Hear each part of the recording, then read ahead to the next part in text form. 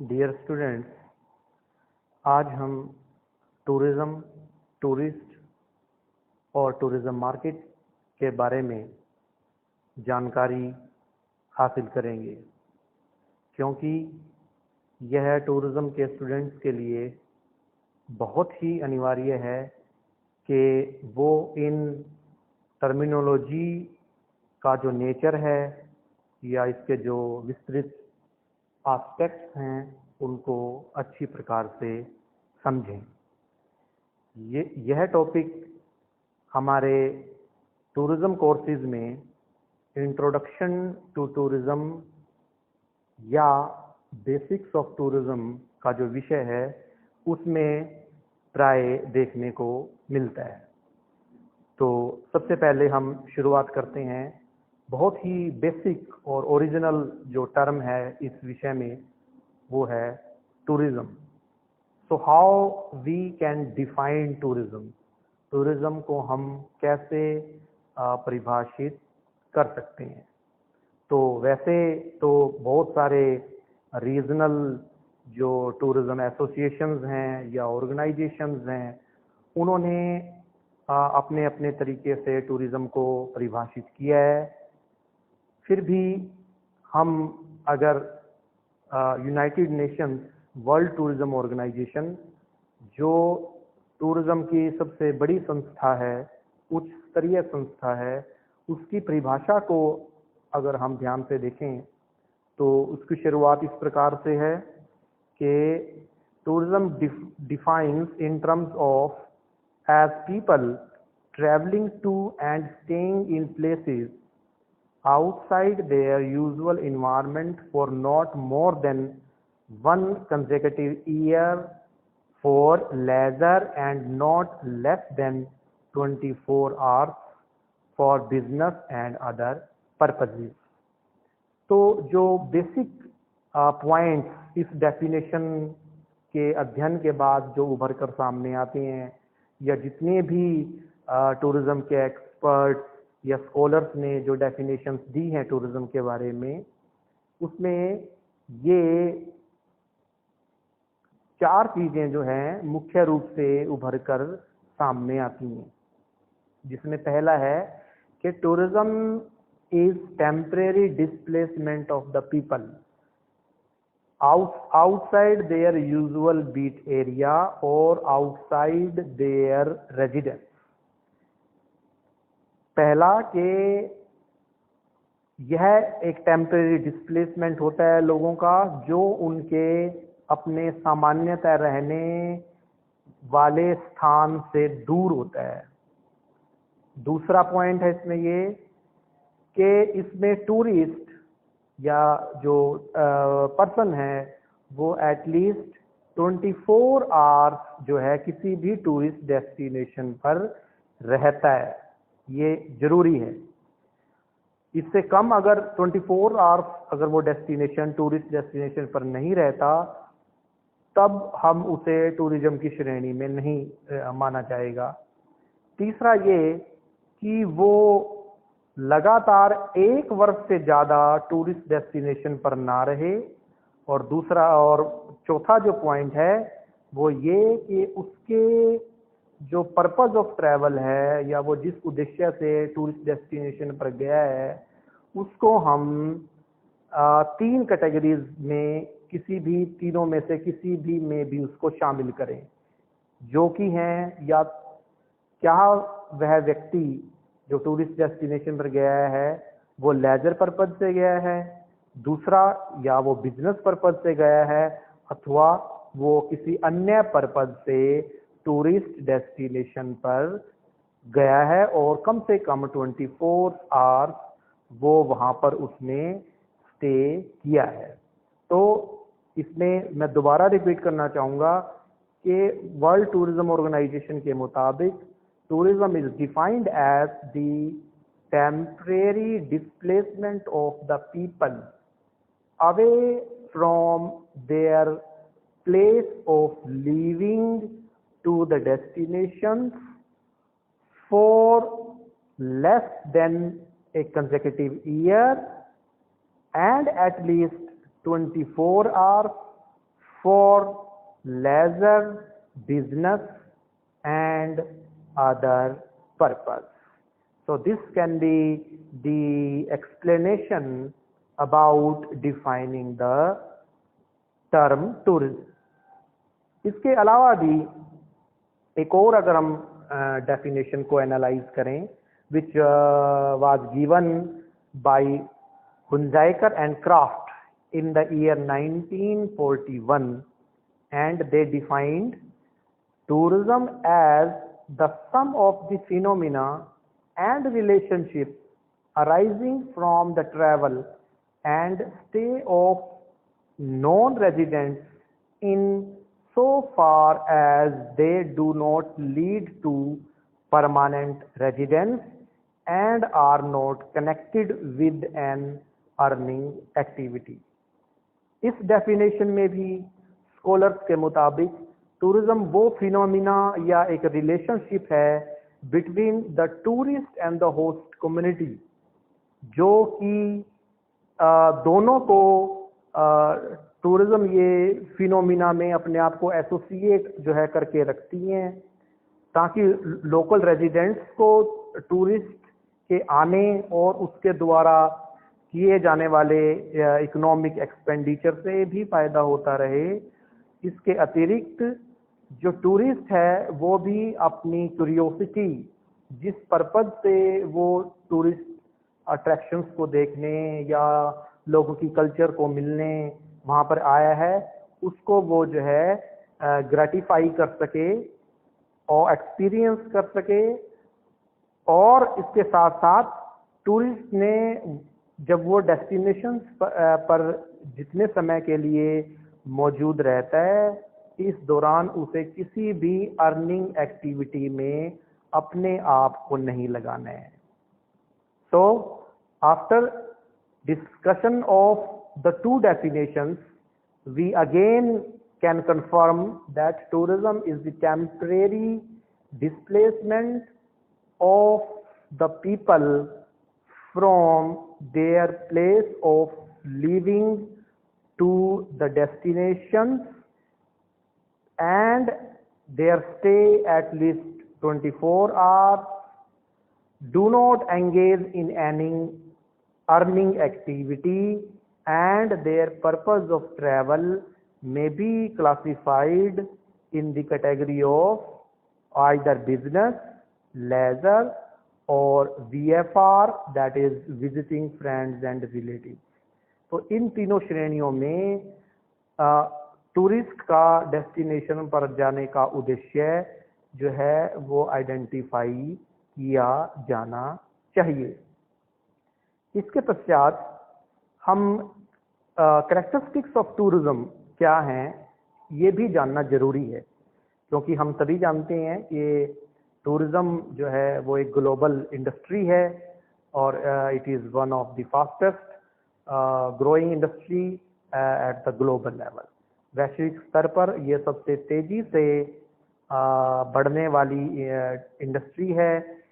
इसलिए इसके नेचर को या इसकी जो कैरेक्टरिस्टिक्स हैं, विशेषताएं हैं, वो हमें ज़रूर जाननी चाहिए, ताकि हम इस फिनोमिना के, इस इंडस्ट्री का जो बेसिक व्यवहार है, बेसिक जो इसका जो प्रोसीजर है, उसको समझने में हमें मदद मिलती है। तो पहला इसका जो कैरेक्टरिस्टिक है टूरिज्म इंडस्ट्री से रिलेटेड, वो ये है कि tourism is a highly seasonal phenomena, कि टूरिज्म और सीजनैलिटी का बहुत ही सीधा व घनिष्ठ संबंध है, जिसमें हम ये कहेंगे कि हर एक टूरिस्ट डेस्टिनेशन का अपना एक सीजनैलिटी का फैक्टर होता है। एक ऐसा समय होता है जब डेस्टिनेशन पर सबसे ज़्यादा टूरिस्ट विजिट करते हैं, जिसे कि हम पीक सीजन कहते हैं टूरिज्म की भाषा में। और एक होता है लीन सीजन। लीन सीजन वो अवधि होती है, समय अवधि होती है, जिसमें कम से कम टूरिस्ट किसी डेस्टिनेशन को विजिट करते हैं। अगर हम अपने इंडिया के बारे में बात करें, यहाँ की सीजनलिटी के बारे में बात करें, तो हम सामान्यतः ये कहते हैं कि India as a tourist destination का जो पीक सीजन है वो होता है नवंबर महीने से लेकर मार्च तक, और जो लीन सीजन होता है, जब भारत में सबसे कम टूरिस्ट बाहर से ट्रैवल करके यहाँ पर आते हैं, वो होता है हमारा मई से लेकर और सितंबर महीने तक, क्योंकि इन दिनों भारत में मॉनसून का समय होता है और टेम्परेचर भी 40 डिग्री सेल्सियस से ज़्यादा रहता है लगभग पूरे देश में। तो इन हालात में जो है फॉरेनर जो टूरिस्ट हैं वो भारत में नहीं आते। तो हमारे यहाँ जो सीजनलिटी है, जो टूरिज़्म सीज़न है, वो अक्टूबर मंथ से लेकर और मार्च तक रहता है। बाकी के महीनों में भी टूरिस्ट होते हैं, लेकिन उनकी तादाद बहुत कम होती है, उनकी संख्या बहुत कम होती है, और उनकी संख्या कम होने की वजह से जो ट्रांजैक्शंस है, टूरिज़्म रिसीट्स हैं, टूरिज़्म इनकम है, टूरिज़्म एक्सपेंडिचर है टूरिस्ट का, वो भी जो है लोअर साइड की तरफ चला जाता है। दूसरा इसकी कैरेक्टरिस्टिक है वो है लेबर इंटेंसिव। लेबर इंटेंसिव का मतलब ये होता है कि इसमें हमें अधिक एम्प्लॉयमेंट की अपॉर्चुनिटीज़ देखने को मिलती है, या ये एक ऐसी इंडस्ट्री है जिसमें ज़्यादा एम्प्लॉयमेंट अपॉर्चुनिटीज़ बनती हैं। गवर्नमेंट ऑफ इंडिया ने एक इस पर रिसर्च भी किया था, जिसके बाद जिस रिसर्च में ये पाया गया कि किसी भी टूरिज़्म के वेंचर में 10 लाख रुपए के इन्वेस्टमेंट पर, किसी भी 10 लाख के टूरिज़्म वेंचर, वो होटल भी हो सकता है, रेस्टोरेंट भी हो सकता है, या कोई और एंटरटेनमेंट प्लांट हो सकता है, उसमें 10 लाख के इन्वेस्टमेंट पर 47 जॉब अपॉर्चुनिटीज़ पैदा होती हैं, जो कि किसी भी इंडस्ट्री में पैदा होने वाली सबसे अधिक संख्या है। दूसरे नंबर पर आता है एग्रीकल्चर सेक्टर। इसमें भी हम ये कहेंगे कि किसी भी एग्रीकल्चर के वेंचर पर या 10 लाख के इन्वेस्टमेंट पर जो जॉब अपॉर्चुनिटीज़ पैदा होती हैं वो होती हैं 46। टूरिज्म सेक्टर से एक कम, टूरिज्म में 47 जॉब अपॉर्चुनिटीज़ क्रिएट होंगी, एग्रीकल्चर सेक्टर में 46, और अगर इतनी ही अमाउंट आप माइनिंग सेक्टर पर इन्वेस्ट करें तो उसमें सबसे कम जॉब अपॉर्चुनिटीज़ बनती हैं, जो कि केवल 3 है। तो ये रिसर्च साबित करती है कि टूरिज़्म जो है ये लेबर इंटेंसिव इंडस्ट्री है। तीसरा इसकी विशेषता है वो है रिक्रिएशनल एंड इंटरैक्टिव एक्टिविटी। इसमें हम कहते हैं कि टूरिज़्म में बेसिकली जो टूरिस्ट है वो अपने रिक्रिएशन के लिए और लोगों से इंटरेक्शन के पश्चात जब भी वो डेस्टिनेशन पर होता है नई जानकारी या नए अनुभव परचेज करता है। इसमें टूरिस्ट के लिए वहाँ की कल्चर को जानना, वहाँ की सोसाइटी के सेटअप को जानना, वहाँ के मॉन्यूमेंट्स को जानना, और विभिन्न वहाँ के जो कस्टम्स हैं, फेयर एंड फेस्टिवल्स हैं, उनसे उसका जो भी अनुभव बनता है, लोगों से जो होस्ट कम्युनिटी के जो लोकल लोग हैं उनके साथ इंटरेक्शन के पश्चात जो उसे अनुभव होता है वो एक्चुअल में उसकी वास्तविक अर्निंग होती है इस फिनोमिना ऑफ टूरिज्म से। फोर्थ इसकी विशेषता है that it is an economic activity. Tourism को हम बेसिकली एक इकोनॉमिक एक्टिविटी स्वीकार करते हैं, क्योंकि इसके जो इकोनॉमिक बेनिफिट्स हैं किसी भी कंट्री के लिए या डेस्टिनेशंस के जो लोकल लोग हैं उनके लिए वो बहुत ही अहमियत रखता है। बहुत सारे जो छोटे देश हैं उनकी इकोनमी बड़े पैमाने पर जो है वो टूरिज्म जो एक्टिविटी जो होती हैं उस पर आधारित हैं, जिसमें हम नाम लेते हैं थाईलैंड का, सिंगापुर का और मलेशिया का और इवन इंडिया का भी। तो ये इससे हम इसको एक इंडस्ट्री, एक इकोनॉमिक एक्टिविटी समझकर जो है इसको अपने कंट्री में डेवलप करते हैं, टूरिज्म को अधिक से अधिक डेवलप करना चाहते हैं ताकि इसकी इकोनॉमिक बेनिफिट्स लिए जा सके। और पांचवा इसका जो विशेषता है वो जुड़ी हुई है सस्टेनेबिलिटी से, कि टूरिज्म और सस्टेनेबिलिटी का एक बहुत ही क्लोज रिलेशनशिप है। सस्टेनेबिलिटी को अगर हम एक्सप्लेन करें तो इसका मतलब होता है कि sustainability means the average well-being of the global population over a period of time.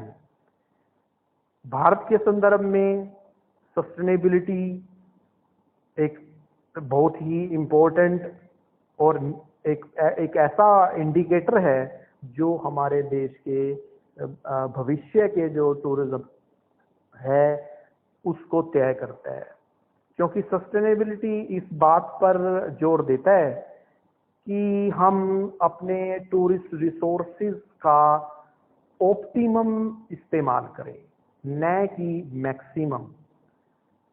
क्योंकि we should not use our tourist resources up to that level where the resource is ended। हम अपने टूरिज्म रिसोर्स को उस हद तक इस्तेमाल ना करें जिससे कि वो जो रिसोर्स है वो ख़त्म ही हो जाए। हमें अपने टूरिज्म रिसोर्सेज का इस्तेमाल कैरिंग कैपेसिटी को ध्यान में रखते हुए, उसके अपग्रेडेशन को ध्यान में रखते हुए इस तरीके से करना है ताकि हम वर्तमान जनरेशन जो टूरिस्ट हैं उनकी ज़रूरतों को भी पूरा कर सकें और आने वाली जनरेशन्स और जो टूरिस्ट हैं उनकी जो ज़रूरतें होंगी उनको भी अपने रिसोर्सेज के माध्यम से, हमारे अट्रैक्शंस के माध्यम से उनको जो है पूरा किया जा सके। इसके बाद दूसरी जो हमारी डेफिनेशन है वो हम एक्सप्लेन करते हैं, ये है that who is a tourist और how we can define a tourist. तो इसमें भी अगेन हम बहुत सारी डेफिनेशंस को कवर करने के बाद, उनको रीड आउट करने के बाद कुछ एक जो कॉमन तरीके से अगर हम एक सिंपल लैंग्वेज में टूरिस्ट को समझें तो हम कहेंगे कि tourist is an individual who moves from his usual place of residence in leisure time for the purpose other than remuneration and immigration for more than 24 hours। तो टूरिस्ट वह individual होता है, वह व्यक्ति होता है जो अपने प्लेस ऑफ लिविंग से बाहर जाकर किसी भी टूरिस्ट डेस्टिनेशन पर कम से कम 24 आवर्स स्टे करता है और इस स्टे के दौरान वह किसी भी रिम्यूनरेशन अथवा अर्निंग एक्टिविटी में अपने आप को नहीं लगाता और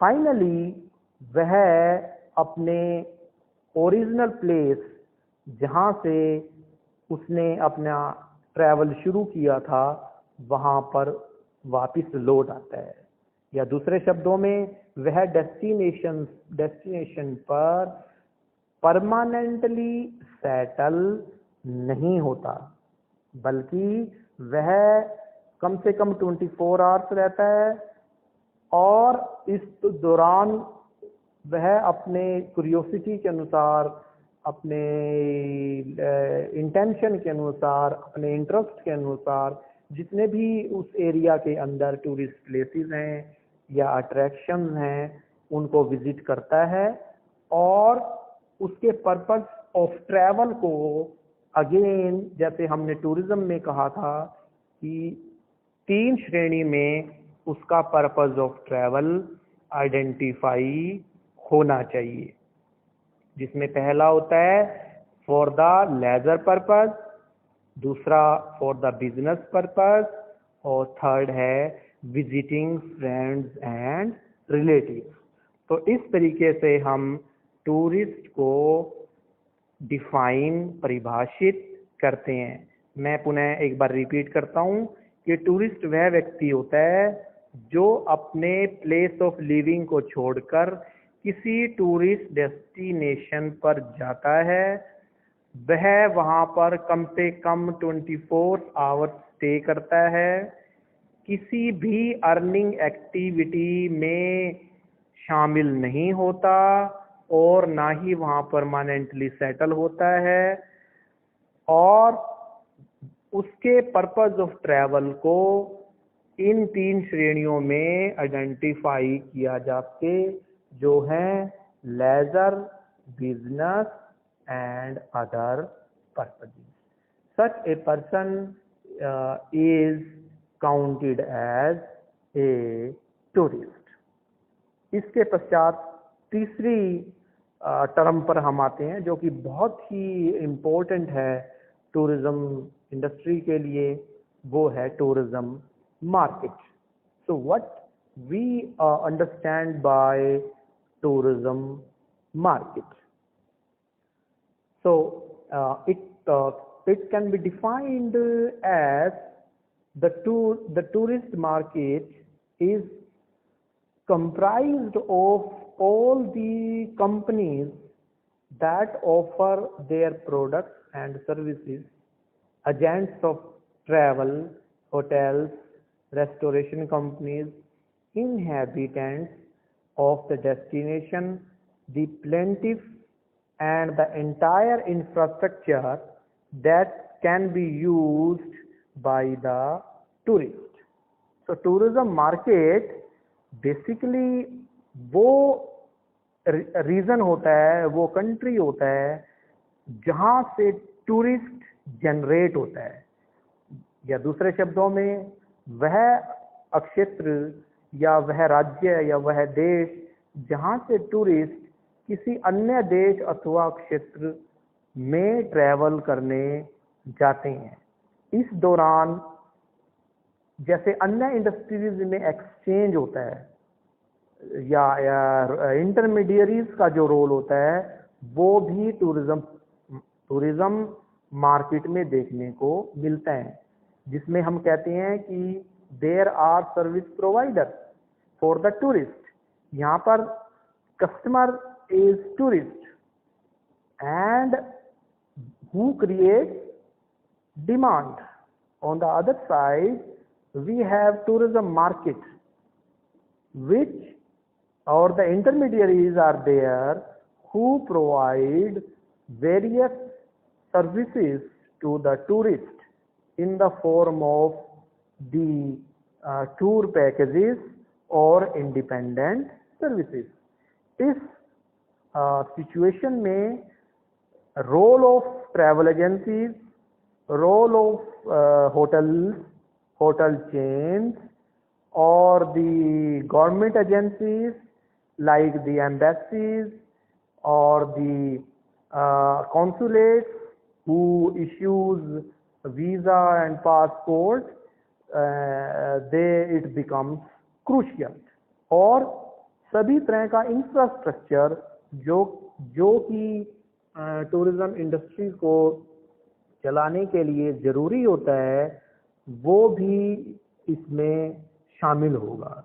जैसे कि हमारे एयरलाइंस या एयरपोर्ट या हमारी रेलवे, टूरिस्ट रेलवेज, या हमारे जितने भी ऑफिसेज हैं गवर्नमेंट के, टूरिस्ट ऑफिसेज हैं जो कि देश में टूरिस्ट के आवागमन को, उनके रहने की और उनके लोकल ट्रैवल की जो सुविधाएं प्रदान करता है, व्यवस्था करता है, वो सब भी इसमें शामिल किए जाते हैं।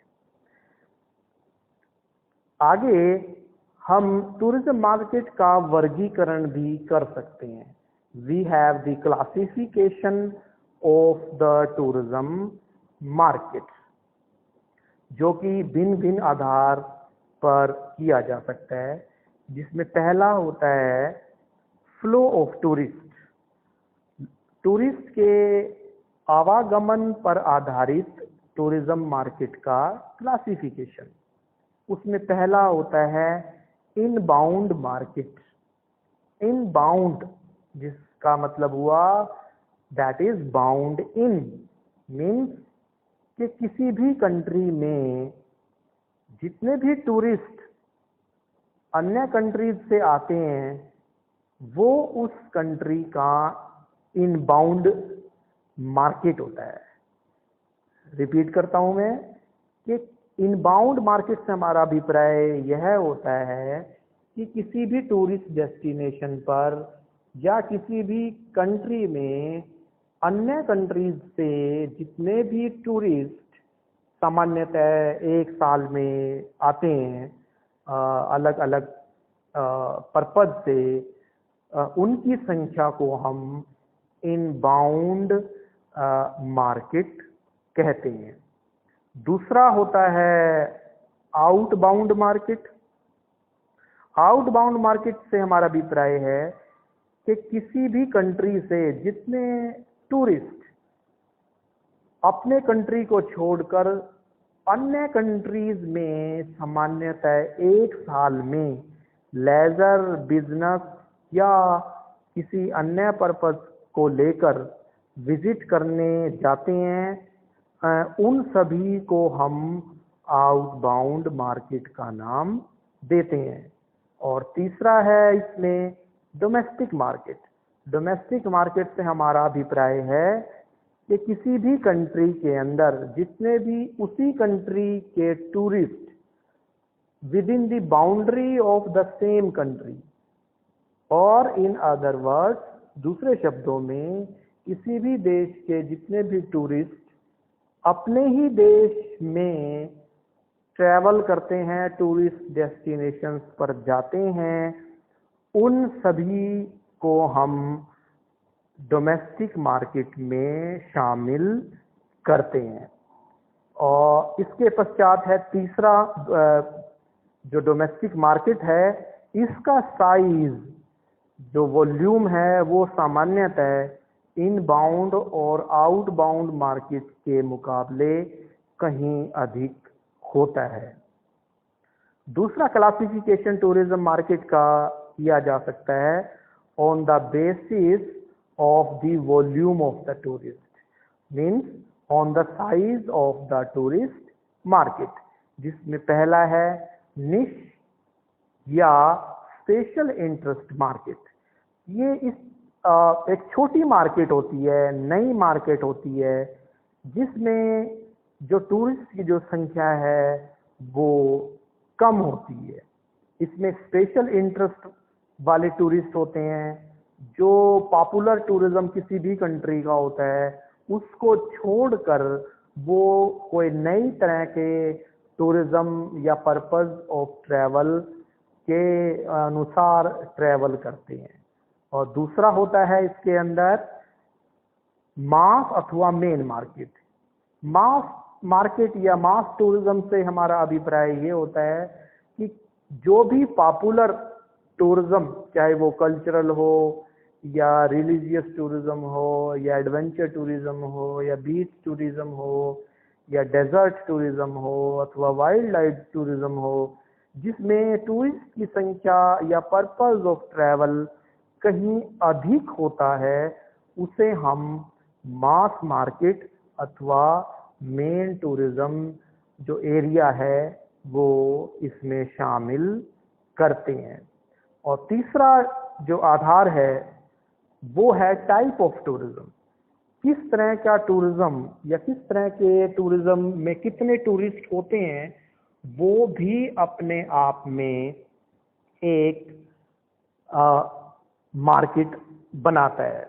जैसे अगर हम इंडिया में इनबाउंड टूरिज्म की बात करें और फिर उस इनबाउंड को हम ब्रेकअप करें on the basis of the purpose of travel, तो उसमें हमें अलग अलग पर्पस से ट्रैवल करने वाले हमारी मार्केट को हम आइडेंटिफाई कर सकते हैं, जिसमें सामान्यतः हम कहते हैं कि कल्चरल टूरिज्म मार्केट हमारी कितनी है, what is the size of the cultural tourism market, means के what is the number of tourist who visit India for the experience of our cultural flavour.